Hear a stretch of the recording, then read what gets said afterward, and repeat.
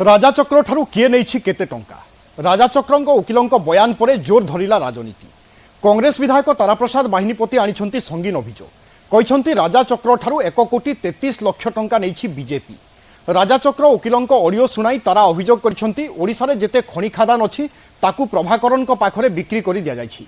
हाईकोर्टर जने विचारपतिंक द्वारा यार तदंत करागले सबु सत पदाकू आसीबो नहेले कांग्रेस राजरास्ता को ओह्लाइबो बोली से कहछंती।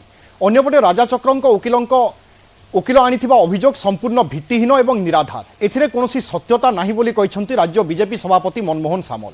एपरिकी तांको अकाउंट जांच करिबा पई से दैछंती आह्वान। तांको जीवन एक खोला बही बीजेपी ना नहीं जदि कोनोसी अभियोग आसे तार विधिबद्ध तदंत हेबा दरकार।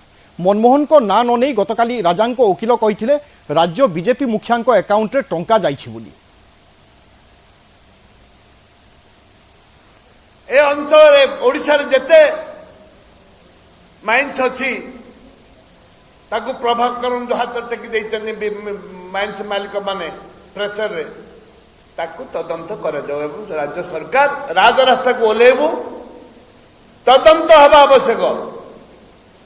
आमर तदंत होची गोटे सुप्रीम कोर्ट रो जज नले स्टैंडिंग हाई कोर्ट रो जज आकू तदंत करबा दरकार।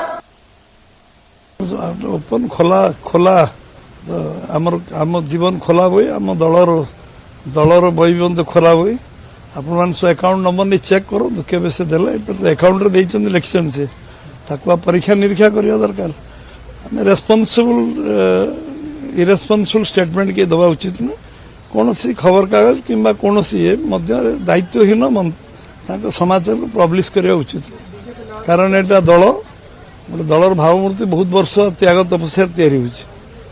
आमे खबर कागज पर विश्वसनीयता लोकंर कमी न जाऊ लोक जो विश्वास करुचंती जे जहाँ खबर कागज बाहर ता सत्य बाहर सेटा पर लोकंर प्रश्नवाची न आसु।